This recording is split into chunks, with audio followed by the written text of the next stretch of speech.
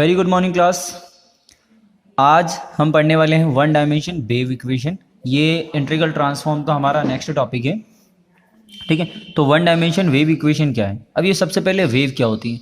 Wave का मतलब जिसे हम हिंदी में बोलते हैं तरंग। जब शांत जल में पत्थर को फेंका जाता है तो वो जो पानी लहर बनाता है वही क्या है, वेव है। इसके अलावा किसी आप स्प्रिंग को खींचते हो या फिर किसी धागे को आप खींचते हो तो वहाँ पर जो तरंगें बनेंगी, जो वेव बनेंगी वही क्या आपके पास वेव है। तो इस वेव की इक्वेशन बोल रहा है वो solve wave equation. Wave equation क्या है, del two u upon del t square is equal to C square del two u upon del x square, where C is equal to constant. यहाँ पर सी क्या है, कॉन्स्टेंट है। और सी square का value किसके अपॉन में होता है, किसके इक्वल होता है, टी अपॉन एम के इक्वल होता है। यहाँ पर टी जो है उसकी स्ट्रेचिंग को रिप्रेजेंट करता है और एम जो है उस स्प्रिंग का मास होता है या उस स्ट्रिंग का मास होता है। ओके, स्ट्रिंग मतलब एक वायर होता है। अब ये क्वेश्चन थोड़ा सा लेंदी जाएगा, थोड़ा सा लंबा जाएगा। अब समझें तो सब्जेक्ट टू कंडीशन, मतलब ये इक्वेशन है और इसमें उसने कंडीशन कुछ लगा के दिए। वो कंडीशन क्या है हमारे पास, उन कंडीशन को हम बोलते हैं बाउंड्री कंडीशन। बाउंड्री कंडीशन में नंबर फर्स्ट पहला वाला क्या बोल रहा है कि u 0, t इक्वल टू 0, मतलब x का वैल्यू भी 0, y का वैल्यू t, तब हमारे पास पूरा के पूरा क्वेश्चन किसके इक्वल चलता है, 0 के इक्वल चलता है। Number second u l, t is equal to 0। And third initial condition u x, 0 is equal to कितना है, f x। ये आपको याद ही करना पड़ेगा, ये क्वेश्चन का स्टेटमेंट है। And fourth condition del two u upon del t is equal to 0 where t is equal to 0।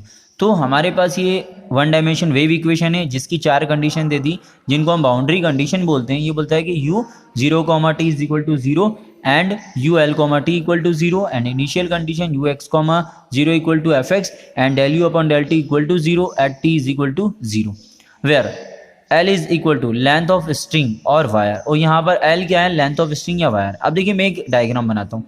मैंने एक स्ट्रिंग बना लिया, स्ट्रिंग या फिर हम बोल सकते हैं एक रबर का हमारे पास वायर था, जिसको अगर मैं खींचता हूँ, अगर मैं खींचूंगा तो वो जितना ऊपर की ओर जाएगा उतना ही उतना नीचे की ओर भी जाएगा।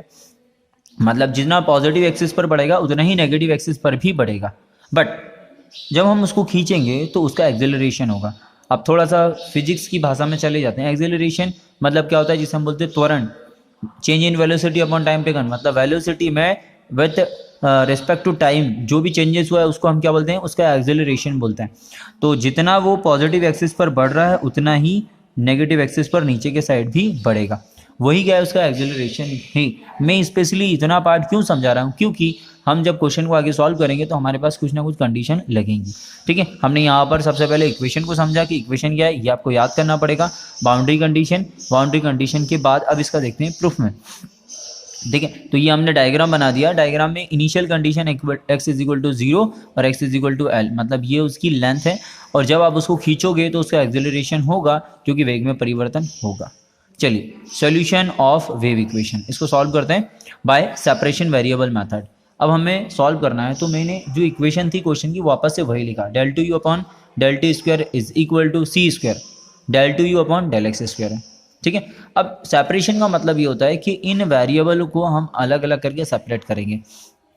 जैसे u को मैंने बोला कि ये किसके इक्वल है, u x, t के इक्वल है, क्योंकि इतना पार्ट देखो जो कि t का है और इतना पार्ट देखो जो कि x का है। तो हमने बोला let complete solution of wave equation is u x, t is equal to t and x x। यहाँ पर कैपिटल T के साथ t वाला वेरिएबल क्योंकि ये t में है और x के साथ स्मॉल x वाला वेरिएबल क्योंकि x में है। ठीक है, अब इसका सेकेंड डेरिवेटिव की जरूरत है। जब हम फर्स्ट टाइम डिफरेंशिएशन करते हैं तो एक चीज समझना, del two u upon del t, तो टी वाले का होगा एक्स वाला तो जो कि कांस्टेंट है। और अगेन फिर से करते हो तो del two u upon del t square is equal to, first time किया तो टी का डैश, सेकेंड टाइम करेंगे तो कितना हो जाएगा, टी डबल डैश एक्स। इसी तरह से इसका भी कर दीजिए, तो del two u upon del x square is equal to, t आपका कांस्टेंट है, एक्स वाले का कितना हो जाएगा, एक्स डबल डैश। अब ये पूरे वैल्यू को ऊपर रख देते हैं अपन, तो put this value in equation number first.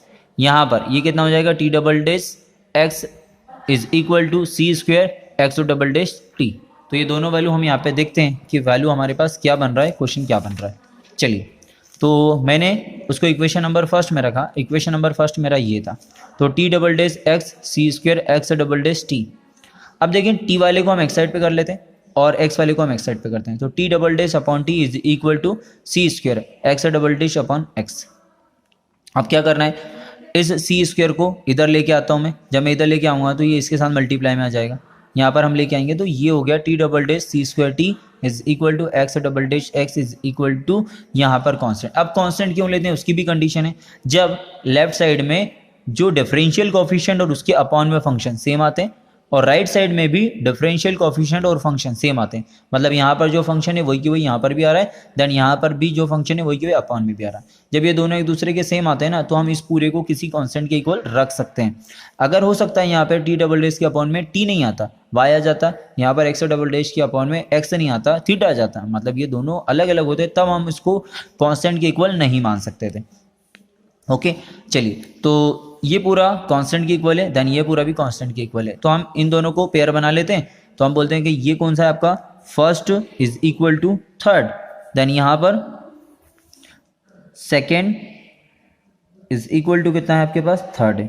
तो ये दोनों हम एक दूसरे के इक्वल रखते हैं, तो ये क्या बनेगा, T double dash C square T is equal to K X double dash upon X is equal to K, multiply कर दीजिए इसका, तो ये होगा T double dash C square K T equal to 0, इसका मल्टीप्लाई करें तो X double dash minus K X is equal to 0। अब देखिए यहाँ पर हम इसके फैक्टर कर सकते हैं, इसके फैक्टर करके हम वैल्यू भी निकाल सकते हैं, बट हमें ये समझना है कि के जो कांस्टेंट है वो किसी भी कांस्टेंट का वैल्यू क्या क्या हो सकता है।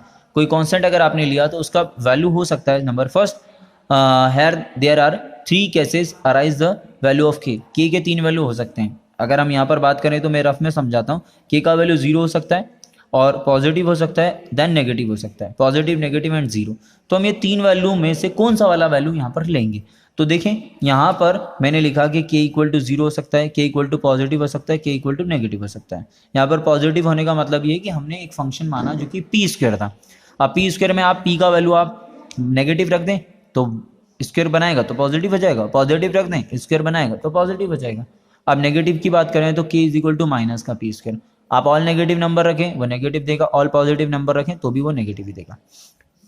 तो हम यहाँ पे नेगेटिव वैल्यू को लेके चलेंगे क्योंकि फर्स्ट और सेकंड हमारी कंडीशन को सेटिस्फाई नहीं कर रहा है, but satisfying the condition K is equal to minus P square because wire और string is stretching mean position.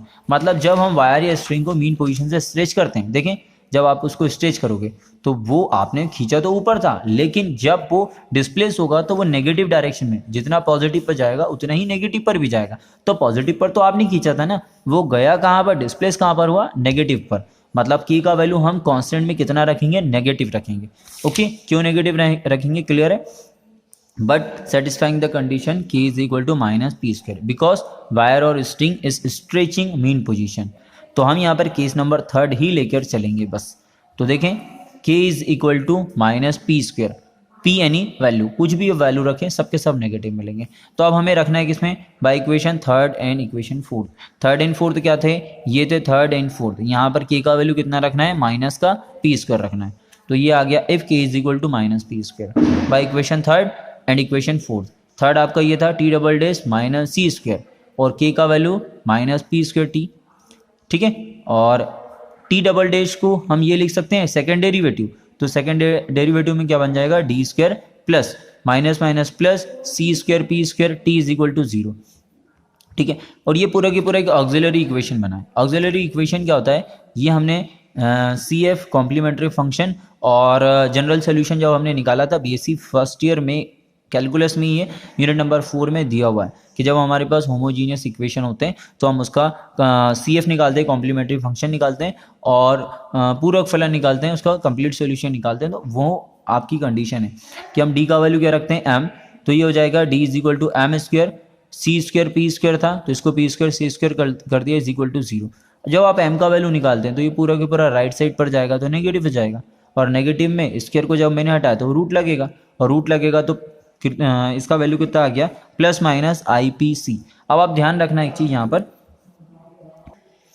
देखिए यहाँ पर ध्यान रखने वाली बात ये है कि अगर मेरे पास m का वैल्यू कुछ इस फॉर्म में आता है तो हमारे पास सोल्यूशन क्या आता है। देखें अगर m का वैल्यू है हमारे पास m is equal to alpha plus minus I beta, तो इसका आंसर आता था C F is equal to E की पावर अल्फा एक्स, फिर यहाँ पर c1 cos beta X plus c2 sine beta X, ये हमारे पास आता था। फिलहाल मैं अल्फा की जगह पर वहाँ पर 0 है क्योंकि वो फॉर्म क्या दे रहा है, 0 plus minus I P C. तो यहाँ पर अल्फा ये 0 और e की पावर 0 मतलब 1 होता है, तो हमारे पास यही सोल्यूशन बचने वाला है। तो देखें मैंने ये वैल्यू को जब रखा तो ये बनेगा C1 cos PCT, क्योंकि टी में चल रहा है ना ये, C1 cos PCT plus C2 sin PCT। कहाँ से आया, क्लियर है, ये इसका क्योंकि सोल्यूशन होता है। ओके, ये BSc का ही टॉपिक है। तो ये हमने इक्वेशन नंबर 3 को देखा। अब 4th को देखते हैं, एक्स डबल डैश माइनस, चूंकि ये इक्वेशन नंबर 4 क्या है आपका, एक्स डबल डैश माइनस का KX, तो ये होगा आपका X double dash minus P square X, तो minus minus plus D square plus P square X is equal to 0। यहाँ पर डी का वैल्यू फिर से आप m रख दें तो ये हो जाएगा M square plus P square is equal to 0। यहाँ पर m का वैल्यू कितना मिलेगा, प्लस माइनस आई पी। तो सेम के सेम यहाँ पर क्वेश्चन बन रहा है, बट यहाँ पर बाहर में क्या चल रहा है, x से चल रहा है। जब x से चल रहा है तो यहाँ पर हम C1 C2 मान लिए, तो अगला क्या हो जाएगा C3 और C4 और x में। अब देखिए आपके पास जो आपने क्वेश्चन लेके चले थे यहाँ पर सेपरेबल वेरिएबल वाला, मतलब ये ठीक है, u is equal U X comma T equal to T T into X X. यहाँ पर मुझे वैल्यू रखना है, कौन कौन से रखना है, अब मुझे रखना है यहाँ पर ये वाले टी का और ये वाले एक्स का, ये दोनों हम यहाँ पर रखते हैं। तो चलिए आगे देखते हैं क्वेश्चन में।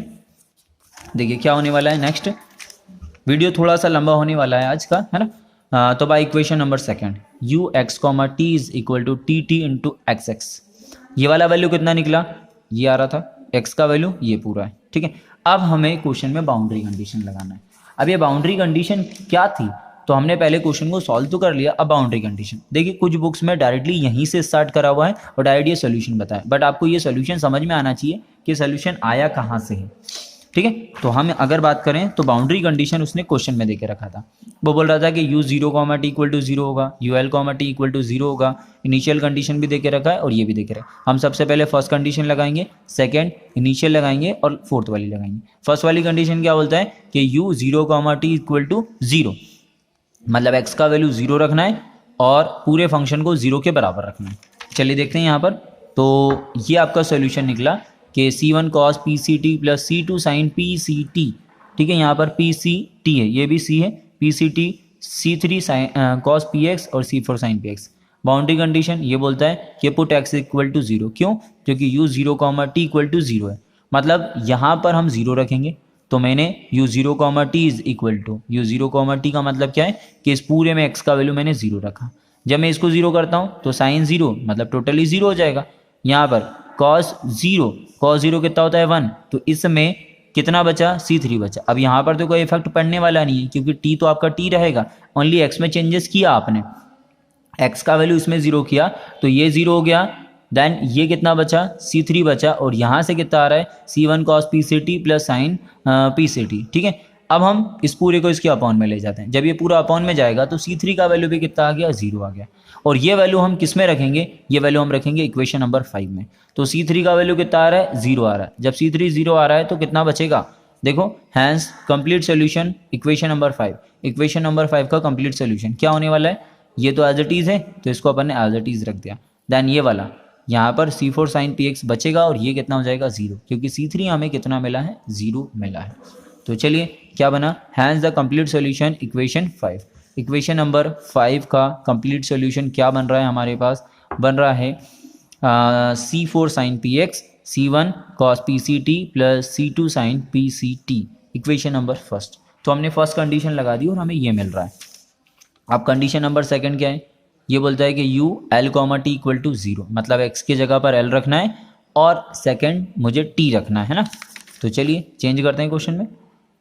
देखें इक्वेशन नंबर 5 का ही हमको यूज़ करना पड़ेगा, यहाँ पर भी इक्वेशन नंबर 5 का ही हम यूज़ कर रहे हैं। तो हमारे पास सेकेंड कंडीशन लगाने के लिए देखें बाउंड्री कंडीशन सेकेंड, ये बोलता है कि u l comma T equal to 0, मतलब x का वैल्यू l है और t तो आपका t रहेगा। तो x का वैल्यू l है, इसको l में चेंज कर लो और ये आपका t में रहेगा, ठीक है। तो u l comma T is equal to C4 sin PL, कैसे, क्योंकि x को अपन ने l रख दिया बाउंड्री कंडीशन सेकेंड से, और ये पूरा की पूरा एज इट इज। अब अगर हम बात करें तो ये तो 0 ही है ना हमारे पास, जब ये 0 है तो ये पूरा के पूरा किसके इक्वल चलेगा, 0 के इक्वल चलेगा। ये हो जाएगा 0 is equal to C4 sin PL and C1 cos PCT plus C2 sin PCT, okay. और हमने इसकी इक्वल में भी जीरो कर दिया। अब ये पूरे को मैं जीरो के अपॉन में ले जाता हूँ, क्योंकि मुझे वैल्यू एक एक करके निकालते जाना है। पहले C3 का वैल्यू मैंने निकाला, अब देखो ये पूरा जीरो के अपॉन में जाएगा, तो कितना बचेगा C4 sin PL। C4 को भी जीरो के अपॉन में ले जाओ, वो भी जीरो। तो हम ये बोलते हैं कि C4 कभी भी जीरो नहीं हो सकता, क्योंकि अगर C4 जीरो हो जाएगा मतलब इसका अस्तित्व भी नहीं रहेगा ना, पूरे के पूरे ही जीरो हो जाएगा। तो हमने ये बोला कि ये पूरा जीरो में अपॉन में जा रहा है तो जीरो, बट C4 कभी भी जीरो के बराबर नहीं है। तो कितना बचा sin PL, sin PL equal to zero. अब देखो साइन जीरो कब कब होता है, साइन जीरो जीरो पर होता है, इसके बाद पाई पर होता है ना। इस तरह से हमारे पास बहुत सारा वैल्यू, तो हम लिख सकते हैं sin PL equal to sine का n पाई। ठीक है, साइन से sine cancel, PL is equal to कितना हो गया n पाई, और P is equal to, P का वैल्यू निकालूंगा तो n पाई अपॉन कितना आएगा L आएगा। For all n is equal to कितना है 1 2 3 4 एस सो ऑन, बहुत सारे वैल्यू आते जाएंगे। ठीक है, तो P equal to n pi upon L आया ना, इसको किस में रखना है, इसको वापस से 6 में रखना है। जैसे देख सकते हैं आप, जब हमने इसको सॉल्व किया तो इक्वेशन नंबर 5 में रखा तो हमें 6 मिला। अब 6 को अपन ने सॉल्व किया बाउंड्री कंडीशन लगाकर, तो जो कंडीशन से वैल्यू निकला है उसको 6 में ही रखना है, क्योंकि 5 से अपन ने कंडीशन लगाई और एक वैल्यू निकला, उसको 5 में ही वापस से रखा था ना। तो इसी तरह से जब 6 में अपन ने बाउंड्री कंडीशन लगाई है और जो वैल्यू आया उसको वापस से अपन 6 में ही रखेंगे। तो P is equal to n pi upon L, तो जो भी P है वो P किस में कन्वर्ट हो जाएगा, n पाई अपॉन L में कन्वर्ट हो जाएगा। तो hence complete solution of wave equation by 6। तो 6 में देखो ये पूरा के पूरा P n pi upon L में कन्वर्ट, ये भी n पाई अपॉन L और ये भी n पाई अपॉन L में कन्वर्ट। ठीक है, तो ये आएगा C4 साइन n पाई x अपॉन L, जो कि ये फिलहाल में किसके फॉर्म में, x के फॉर्म में। यहाँ पर अंदर देखें तो C1 cos n पाई CT अपॉन L, क्योंकि यहाँ पर कितना है PCT है ना, देन ये भी सेम। तो ये हमारे पास सॉल्यूशन किसका मिला है, इक्वेशन नंबर 6 का मिला है, किससे, बाउंड्री कंडीशन सेकंड से। आगे देखते हैं, अगले अगर हम देखें तो इसको मैंने इस फॉर्म में वापस से लिखा। अब देखो मैं अंदर यहाँ पर क्या कर रहा हूँ, एक चीज़ समझना, यहाँ पर क्या हो रहा है कि मैंने C4 का अंदर मल्टीप्लाई किया तो बनेगा C1 C4, इसका इससे मल्टीप्लाई करता हूँ तो C3 C4, सॉरी C3 नहीं है ये, अपन ने C4 का यहाँ पर मल्टीप्लाई किया। तो लास्ट स्टेप में कुछ गड़बड़ हुई है, देख लेते हैं एक मिनट। C1 C2 में कुछ ना कुछ गड़बड़ हुई है, तो ये था मेरे पास C1 C2 था, सॉरी, तो ये आएगा आपके पास कितना C1 C2 है ना, ये C1 है तो ये आपका आएगा C2, तो हम इसको मानेंगे C2 C4। तो ये देखें C1 C4, क्योंकि यहाँ पर मल्टीप्लाई करते हैं तो C1 C4, इसका इसके साथ करेंगे तो C2 C4 हो जाएगा। ये लेट A इक्वल टू, इस पूरे को अपन ये मान लेते हैं क्योंकि पूरी स्टेप में बार बार ये तो नहीं लेके चल सकते ना, और इसको अपन B मान लेते हैं। तो ये A में कन्वर्ट हो गया, ये B में कन्वर्ट हो गया। तो हमारे पास सॉल्यूशन क्या मिला, u x, t is equal to, ये पूरा एज अ टीज, इसको अपन ने A मान लिया, देन इसको B मान लिया। इक्वेशन नंबर 7 मिला है। आपने इतनी सारी कंडीशन लगा दिए थे। अब using initial condition, initial condition वाला क्या बोल रहा है, वो ये बोलता है, इनिशियल कंडीशन पर जाओ, वो ये बोलता है इनिशियल वाला कि यहाँ पर आप u x, 0 equal to F X निकालेंगे, तो ये हम बाद में लगाएंगे, हम पहले फोर्थ वाली कंडीशन लगाते हैं। ये बोलता है कि del you upon del T equal to कितना है 0, जबकि टी का वैल्यू कितना होगा 0। हम ये वैल्यू रखेंगे और इस फॉर्म में हम हमारा आंसर बना देंगे, क्योंकि 0 के इक्वल नहीं है ना। तो इसको निकालते हैं और ये जो लास्ट माना जाएगा वो इक्वेशन नंबर 3 कम माना जाएगा। तो इनिशियल कंडीशन में 2 थी, तो पहला है हमारे पास del you upon del T equal to 0। इसका मतलब ये है कि इक्वेशन नंबर 7 जो आपने सॉल्व करे हैं, इसका आप क्या करते हैं, डिफरेंशिएशन करते हैं विद रिस्पेक्ट टू टी। तो देखें u x, t तो बनेगा del you upon del T, T tends to 0, sine pi x जो कि कांस्टेंट है क्योंकि यहाँ पे t वाला फंक्शन नहीं है। a cos, तो cos का कितना होता है माइनस का साइन, तो माइनस का sine pi C T upon L. अब आपको पाई सी टी का भी करना है, ठीक है। देखिए यहाँ पर साइन जो आपके पास a cos था, इसका जब अपन ने डिफरेंशिएशन किया तो cos का कितना हो गया माइनस का साइन, पाई सी टी का किया तो कितना आ जाएगा पाई सी अपॉन एल, क्योंकि t का कितना होगा 1 प्लस b साइन। तो b साइन जब हम साइन का करेंगे तो कितना हो जाएगा b cos pi C T upon L into, जब pi C T upon L का हम करते हैं तो पाई सी टी ही रहेगा और t का कितना हो जाएगा 1। तो ये पूरा हमारा डिफरेंशिएशन आ रहा है। अब यहाँ पे उसने कंडीशन लगा दी है कि t का वैल्यू कितना होना चाहिए 0 होना चाहिए। जब मैं t का वैल्यू यहाँ पर 0 रखता हूँ तो देखो ये 0 किया मैंने, तो यहाँ पर कितना हो गया पूरा की पूरा 0। तो मैं अगले स्टेप पर 0 कर रहा हूँ कि ये पूरा की पूरा हमें 0 के बराबर है, क्योंकि इनिशियल कंडीशन में उसने क्लियरली दे के रखा है। क्या बोल रहा है वो कि ये पूरा 0 के बराबर है और टी भी हमें कितना रखना है 0 रखना है। तो डिफरेंशिएशन कर दिया अपन ने, अब ये पूरा की पूरा 0 रखा तो ये हो गया 0। अब यहाँ पर देखो ये टी का वैल्यू जीरो, तो साइन जीरो कितना होता है, जीरो हो जाता है। ठीक है, तो हमारे पास ये वाला पार्ट कितना हुआ, जीरो, तो बच कितना रहा है, ठीक है, बच कितना रहा है, ये पूरा साइन बचेगा और ये पूरा पार्ट बचेगा। तो अब हमें क्या करना है, इसके बाद हमने ये पूरे को तो रख लिया, तो हमें ओनली यहाँ से ये वाला पार्ट मल्टीप्लाई करने पर जीरो और ये वाला पार्ट यहाँ पर आ जाएगा। तो मैंने अभी साइन वाले को नहीं लिखा क्योंकि वो अगले स्टेप पर जीरो ही तो हो रहा है। तो हम यहाँ से ये पूरा जो दिख रहा है इसको जीरो के अपॉन में लेके जाते हैं। जब ये पूरा जीरो के अपॉन में जाएगा, देखिए यहाँ पर आप लिख सकते हैं जो साइन बचा है ये हो जाएगा साइन एन पाई एक्स अपॉन एल। ये पूरा के पूरा जब जीरो के अपॉन में जाएगा तो ओनली बी बराबर कितना मिलेगा, जीरो। तो यही क्या है हमारे पास इसका कंप्लीट सोल्यूशन है। वीडियो ऑलरेडी बहुत ज़्यादा लंबा हो चुका है, तो आप इस तरह से समझ सकते हैं कि हमें सबसे पहले क्या करना है, इतने को सॉल्व करना है। इतने को सॉल्व करने के लिए इसका कंप्लीट सोल्यूशन निकालेंगे। कंप्लीट सोल्यूशन के बाद एक एक कंडीशन को अप्लाई करेंगे और वही हमारा फाइनली आंसर निकलेगा। तो ये क्या बोल रहा है, U X comma zero equal to F X, मतलब जो फाइनली आंसर निकला है वही हमारा इनिशियल कंडीशन में आएगा। ओके, चलिए मिलते हैं हम नेक्स्ट टॉपिक के साथ नेक्स्ट वीडियो में।